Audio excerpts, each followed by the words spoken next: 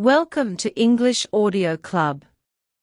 Today we learn English through a story. So, let's start it. In the middle of remote mountains, there was a small village called Nurpur. The village had only around 100 houses. Hina lived with her sick father in a small hut at the edge of the village. Her mother had passed away when she was a child, so now only she and her father were left, relying on each other. Every morning before sunrise, Hina would take her 10 goats to graze in the nearby forest. She spent her entire day with them, talking to them, laughing with them, and caring for them like a mother. The forest had become her second home. She knew every tree and recognized the song of every bird. One day, as she ventured deeper into the forest, she saw a young man sitting under a large tree. His face glowed like the moon, his eyes were deep and mysterious, and his hair was softer than silk. When he smiled at her, Hina felt her breath stop for a moment. She was scared and curious. Who was this stranger in the lonely part of the woods? The young man gently asked, "Aren't you afraid to come into this lonely forest?" Hina clutched her shawl tighter and nervously replied, "Who are you?" "No one ever comes here." He looked at her silently, as if his eyes held a secret story. "I live here," he said. "I see you come every day with your goats." Hina stepped back, but her eyes wouldn't move from his glowing face. She felt a strange mix of fear and attraction.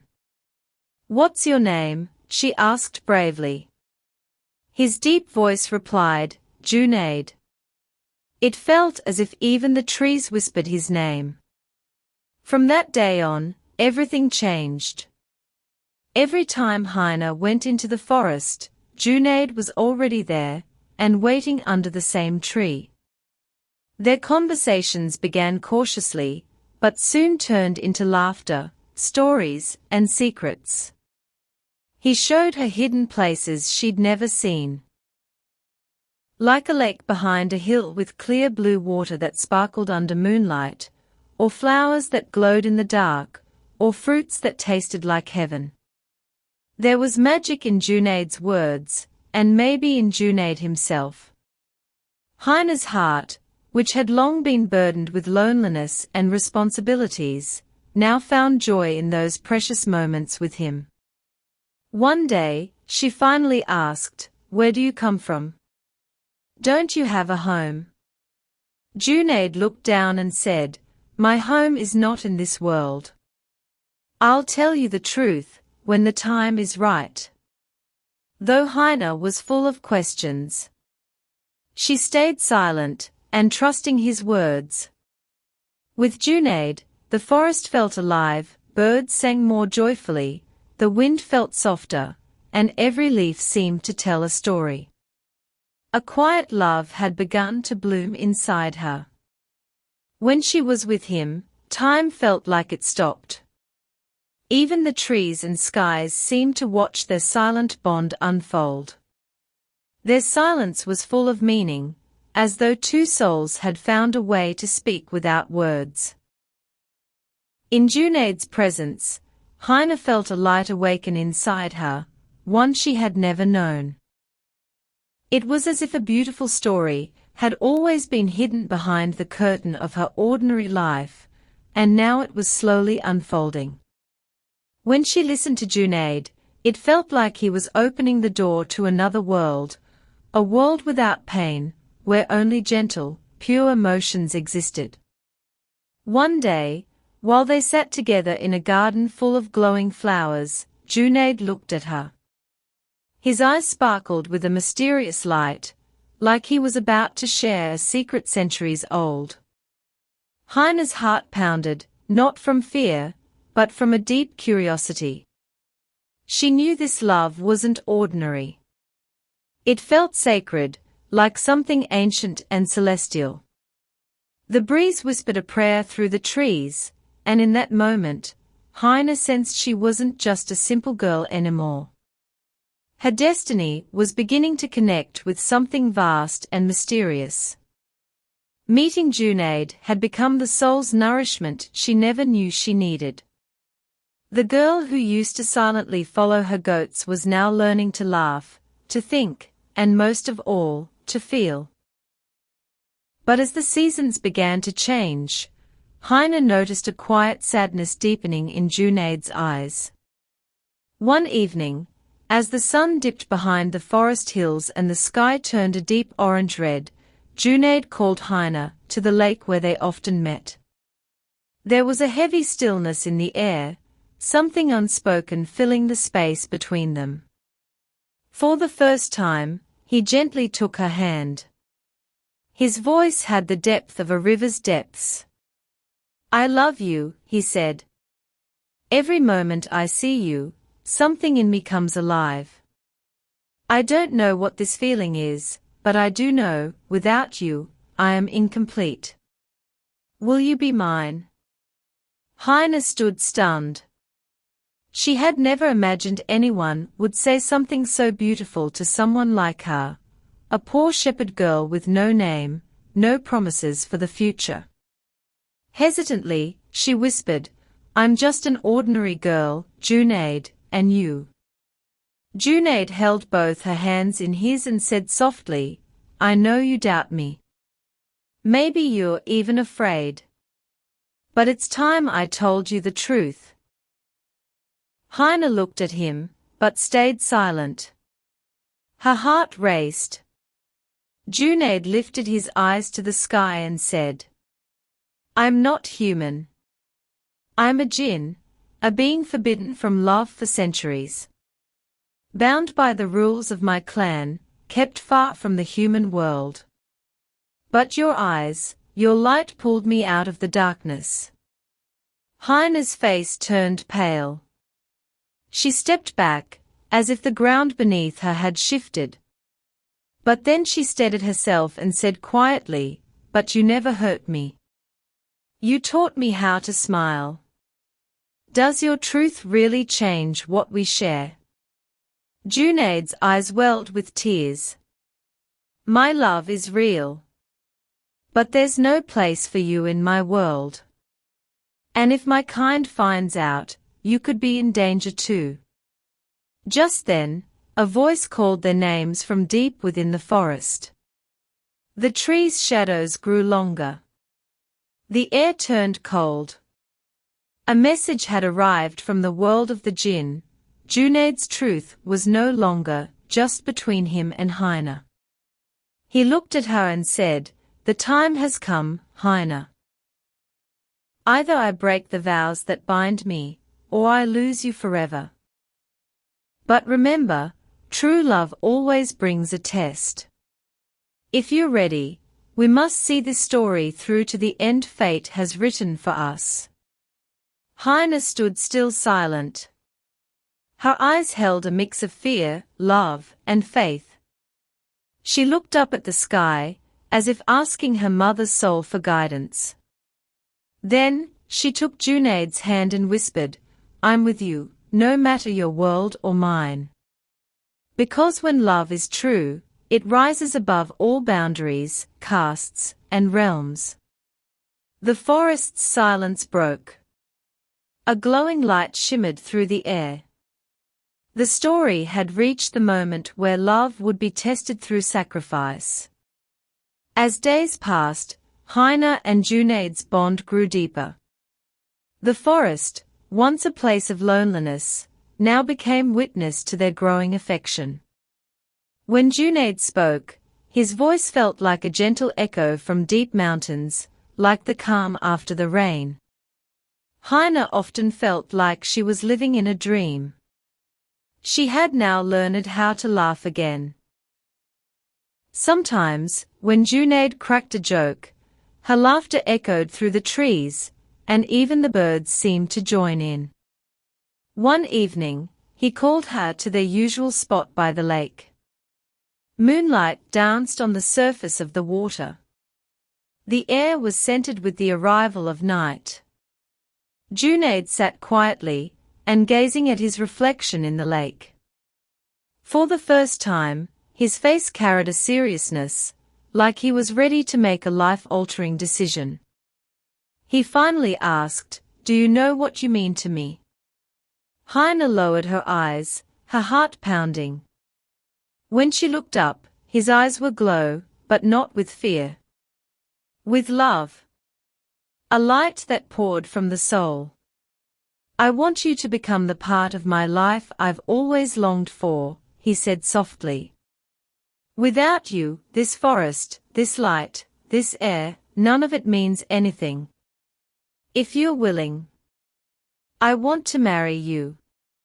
Hina was speechless. Tears welled in her eyes, not from sadness or fear, but from wonder, from gratitude, from emotions no one had ever shared with her before. "I'm just a simple girl, Junaid," she said. "A goat-herd raised without a mother, living in poverty. How could someone as magical as you love me?" Junaid gently held her hand, his touch soft like light itself. "Love doesn't see class or bloodlines or worlds. Your purity shattered the loneliness of my centuries. That is the true sign of love." Hina didn't speak, but her tears fell. And then, she smiled. "Yes, Junaid. I love you too. I want us to be one forever." That very night, Junaid used his powers to build a magnificent palace of crystal stones. Its walls glowed with light. When moonlight fell on it, it looked as if the heavens had touched the earth. Their wedding took place under the blessing of the forest trees. The air was filled with fragrance, the breeze whispered blessings, and the light shimmered with love. And for the first time, in that magical palace, Junaid welcomed Hina as his bride. That night, for the first time, Hina felt truly precious. A simple village girl, now cherished by a jinn's love, had found a place in his heart that even princesses might envy. And so, a new story of love was written, one that could still be heard centuries later in the scent of the wind. After that enchanted night, everything changed. Within the glowing walls of Junaid's palace, Hina found a love, peace, and respect she had never even dared to dream of. Each day, she roamed the palace gardens with him, listened to magical birdsong, and explored realms no human had ever seen. Her life, which was once simple and silent, now it had become a dream. But back in Nurpur, people had begun to notice her absence. Whispers turned into harsh talk. Some said she was lost in the forest, others cursed her name. And as is often the case, many began to question her character. Her old father suffered deeply. Alone in his hut, he flinched at every sound, hoping it was her return. Cruel men taunted him, saying, "She left to herd goats, but for what, really?" The words shattered him. One day, he went to the mosque and fell at the feet of the elders and imam. "If my daughter has done wrong," he wept, "then bring her back and punish her. But please, free me of this shame." That night, under a full moon, the village gathered in fury. A group was formed to enter the forest, torches and axes in hand, their mouths shouting of honor, their hearts burning with anger. The peaceful forest trembled as they stormed toward the glowing palace. For a moment, they all paused in awe. What was this place of light? "Witchcraft," someone shouted. "It's a jinn's castle. Dark magic. It must be destroyed." Junaid was standing on a high terrace, and saw them. Hina rushed to his side. "Why are they here? What do they want?" Softly, he replied, "This is your world, Hina. They want to trap you in it. But I won't let their rage harm you. He raised his hand, and a magical shield formed, surrounding the palace in a glowing barrier. But the crowd grew louder. Hand over this jinn woman, they screamed. Kill the creature, who has lured our daughters. Then, the village imam stepped forward, his eyes reflecting wisdom. We mean no harm. But Hina is one of us. We cannot leave her with a being not of this world. Junaid refused. And in rage, the villagers set fire to the palace. Inside, Junaid saved Hina just in time, but the palace, and all her dreams were turned to ash. The villagers barred them from returning. She's no longer one of us, they said. She's cursed. A bad omen. Hina stayed silent. She didn't fight, and didn't shout. She simply took Junaid's hand and walked away from the village that had once been her home. That night, they disappeared into the deeper forest, where no human had ever walked. Junaid built them a simple home. Stone and wood made the walls, green vines curled across the roof, and fireflies danced in the courtyard at night. It was no palace, but it was theirs. And yet, a part of Hina's heart ached for her aging father. One day, as she sat in silence, Junaid gently took her hand. If you want to go back, he said, I'll take you. You can see your father again. Tears ran down Hina's cheeks as she shook her head. No, she said. You are my everything now. That village only has hatred left for me. I may never return, Hina whispered, but when I look into your eyes, I feel peace. Junaid pulled her close. Your pain is mine too, Hina. We'll begin a new life together. That sorrow passed like a fading storm. Then one day, life blossomed with a new joy.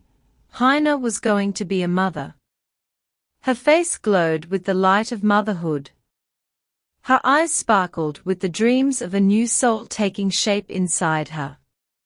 When she first felt the tiny stir of life, her heart flooded with awe and joy. When Junaid found out, tears filled his eyes. This won't just be our child, he said softly, but the first pure bond between two worlds, jinn and human. As months passed, the glow of motherhood deepened in Hina. She would often cradle her belly and whisper, You are the symbol of love. No world can reject you, no power can hold you back. One stormy night, the sky rumbled, trees swayed, and wind danced wildly. And in that moment, Hina gave birth. Junaid slowed time itself, softened the air, and with his magic eased every pain. When Hina finally held her baby girl, it felt as if the universe had witnessed the rise of a new sun. Her eyes were deep blue, like a lake holding the sky. Her smile shimmered with light. Her tiny hands carried reflections of both worlds. They named her Nur. Nur was the embodiment of love between jinn and human. Her eyes held Junaid's mystery, her smile carried Hina's gentleness. When her tiny fingers touched Junaid's face, tears streamed down his cheeks. They were a family now, whole and radiant. Years passed, and Nur grew into a curious, bright 5-year-old. One morning, the family decided to visit the village. Holding her mother's hand, Nur wandered with wide eyes, breathing in the scent of flowers, seeing the human world for the first time. But Hina's heart trembled. Each step recalled a wound, memories of her mother, her laughter, the door she once left behind. As they entered the village streets, children cried out, "That's the jinn girl. The one who vanished into the palace." Windows creaked open. Doors slowly shut. People watched in silence, some hiding, some curious, and a few, soft-eyed, changed by time. Hina longed to turn back, but Junaid held her hand firmly. Noor asked, "Ami, why are they all staring at us?" Hina smiled gently, "Because you and my love are very special." They reached the mosque, where an old man with a bent back sat quietly. He looked up. Hina's heart skipped. Her father. His tear-filled eyes whispered, "Is this a dream, or is my daughter really here?" She ran into his arms. Years of longing melted in shared tears. The villagers watched as the old man embraced Noor. Is this my granddaughter?" he asked with trembling hands. Noor stepped forward, held his hands and said, "Dada Jan." That one phrase changed everything. That night, the village chief called a meeting. "How can we accept a jinn among us? Will our daughters now marry jinns?" But someone responded, "He never harmed us. He gave Hina a home. They have a daughter, Noor." The chief growled, "Noor is of jinn blood. Don't you know how dangerous that is?" The village began to divide. Old hatred clung to some, but new thoughts started taking root in others. Then, days later, a child in the village fell seriously ill. No healer could save him. His mother wept helplessly. Noor, just 5 years old, tugged at her mother's hand. "Take me to him, Ami." Junaid asked gently, "What do you want to do?" "I want to touch him," Noor said. "There's no light left in his eyes. I want to give him a little." Despite their fear, Hina trusted her daughter. Noor placed her hand on the boy's forehead and whispered something in a language that wasn't human, nor jinn. Perhaps it was the language of love. Moments passed. The child opened his eyes and whispered for water. Silence fell over the village. They had witnessed a miracle. The chief stepped forward. "How?" Junaid lowered his eyes and said, "Noor belongs to all of you. If you accept her, love can change even the hardest heart." The chief was quiet.